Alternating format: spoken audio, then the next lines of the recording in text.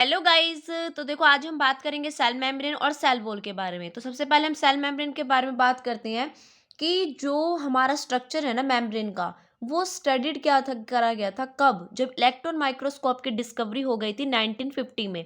फिर उसके बाद जो केमिकल स्टडीज है सेल मेम्ब्रेन के ऊपर जो की गई वो कब करी गई, स्पेशली देखो किसके ऊपर करी गई, ह्यूमन की जो रेड ब्लड सेल होती है उसके ऊपर। और उसकी वजह से उसके उसकी वजह से साइंटिस्ट क्या बता पाए, गिवन स्ट्रक्चर दे पाए, वो एक पॉसिबल स्ट्रक्चर्स है जो प्लाज्मा मेम्ब्रेन का, वो उसके बारे में बता पाए थे।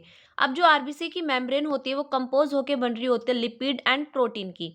अगर बात करें तो आरबीसी की मेम्ब्रेन, इसका जो पैटर्न होता है वो मोज़ेक पैटर्न होता है।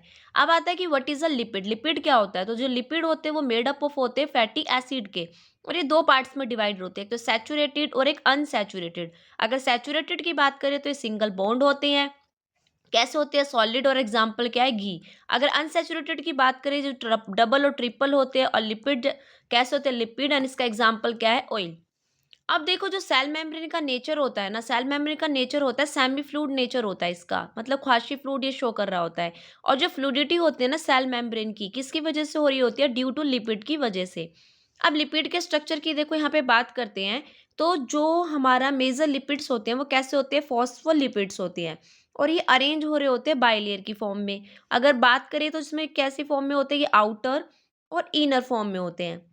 जो आउटर साइड होता है वो कौन सा होता है, हमारा पोलर हेड होता है, और इनर साइड होती है वो नॉन पोलर टेल होती है। तो जो पोलर हेड होता है वो कैसा होता है, हाइड्रोफिलिक, एंड जो नॉन पोलर टेल होती है वो हाइड्रोफोबिक। फॉबिकुलर टेल होती है ना, नॉन पोलर टेल होती है, वो क्या होती है, सैचुरेटेड हाइड्रोकार्बन होता है, वो प्रोटेक्टेड कर रहा होता है इसको, कहाँ से, जो हमारा एक्वस एनवायरनमेंट होता है उससे। अब देखो जो फॉस्फोलिपिड्स की मेम्ब्रेन होती है वो ऑल्सो कंटेन क्या कर रही होती है, कोलेस्ट्रॉल को।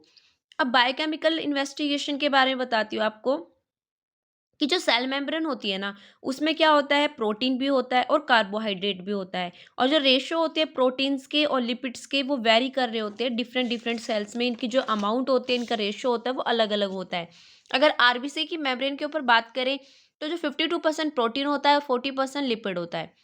अब एनसीईआरटी में एक ये पार्ट और दिया हुआ है कि देखो, मैं आपको भी डायग्राम भी दिखाऊंगी उसके अंदर, कि जो डिपेंडिंग होता है on the ease of extraction membrane protein कैसे होते हैं, इंटीग्रल होते हैं और फेरिफेरल होते हैं। अगर इंटीग्रल की बात करें तो ये लाई होते हैं ऑन द सरफेस पे, अगर फेरिफेरल की बात करें तो ये कंप्लीटली और पार्शियली क्या होते हैं, बुरिड। ठीक है। अब यहाँ पे देखो, आप इसका स्ट्रक्चर देखो, जो fluid mosaic model of plasma membrane, इसमें आप ये देखो जो इंटीग्रल प्रोटीन है ये सरफेस के ऊपर लाई कर रहे हैं। ठीक है। देन देखो फेरिफेरल प्रोटीन है, ये पार्शियली और कंप्लीटली बुरिड है, इसमें शुगर है ये। ठीक है, ये कोलेस्ट्रॉल है।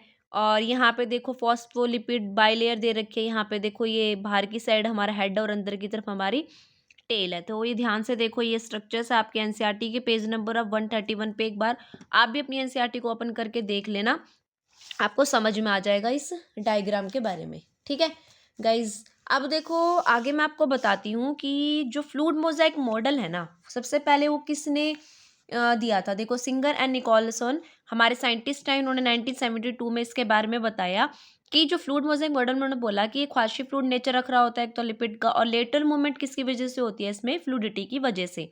अब जो फ्लूइडिटी के फंक्शंस क्या है, अब इसके फंक्शन क्या है, देखो सेल की ग्रोथ करवाना, secretion, endocytosis, cell division, formation of the intercellular junction, और मोस्ट इंपॉर्टेंट ध्यान रखना है कि जो ट्रांसपोर्ट का काम करता है मॉलिक्यूल्स को अक्रॉस दी मेम्ब्रेन, मेम्ब्रेन के अंदर बाहर जाने का ये काम करवाता है। ठीक है। और अब देखो जो प्लाज्मा मेम्ब्रेन होता है वो सिलेक्टिवली क्या होती है, परमीबल होती है। ठीक है, कैसी होती है, सिलेक्टिवली परमीबल होती है, ये वाला पॉइंट पे आप ध्यान रखना। देन अब हम बात करते हैं कि जो मैनी मॉलिक्यूल्स होते हैं ना, अब यहाँ पे देखो क्या क्या पॉइंट्स हैं, पैसिव ट्रांसपोर्ट, डिफ्यूजन, ऑस्मोसिस और एटीपी ट्रांसपोर्ट। तो देखो जो पैसिव ट्रांसपोर्ट होता है उसमें क्या होता है कि जो मॉलिक्यूल्स होते हैं ना, जब वो अक्रॉस कर रहे होते हैं मेम्ब्रेन को, तो बिना किसी एनर्जी की उन मतलब उनको ना एनर्जी की रिक्वायरमेंट नहीं होती, विदाउट बिना किसी एनर्जी रिक्वायरमेंट के वो एक वहाँ से पास हो जाते हैं, तो उसको क्या बोलते हैं, हम पैसिव ट्रांसपोर्ट बोलते हैं। अब डिफ्यूजन में क्या होता है कि ये अलोंग चल रहे होते हैं कंसंट्रेशन ग्रेडियंट के, और ऑस्मोसिस में क्या होता है, जो H2O होता है वो ट्रांसपोर्ट होता है बाय डिफ्यूजन। अब एटीपी ट्रांसपोर्ट की बात करें तो इसमें एटीपी की रिक्वायर्ड होती है, मतलब इसको एनर्जी की रिक्वायर्ड होती है, तभी ये मेम्ब्रेन से पास हो पाते हैं। और ये अगेंस्ट होते हैं किसके, कंसंट्रेशन ग्रेडियंट के, समटाइम्स, कभी कभी, ठीक है।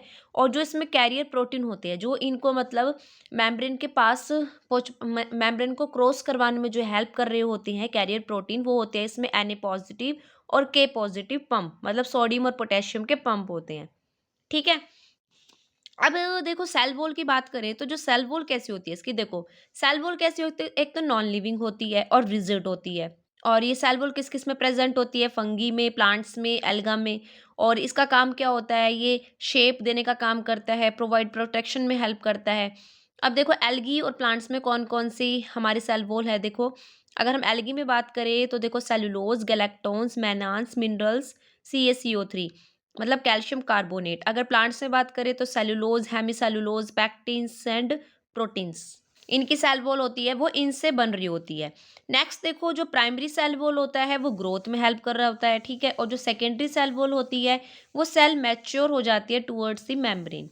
और अगर मिडल एमिला की बात करें तो मिडल एमिला होता है जिसको हम बोलते हैं कैल्शियम पैक्डेट, वो होल्ड कर रहा होता है सेल को वाया प्लाज्मोडेस्माटा। तो हम कह सकते हैं कि जो मिडल लैमेला होता है वो एक लेयर होती है जो किससे बनी होती है, कैल्शियम पैक्टेट से, ठीक है। उसका काम क्या होता है, वो होल्ड कर रहा होता है और ग्लू कर रहा होता है डिफरेंट नेबरिंग सेल्स को टुगेदर, एक साथ, ठीक है।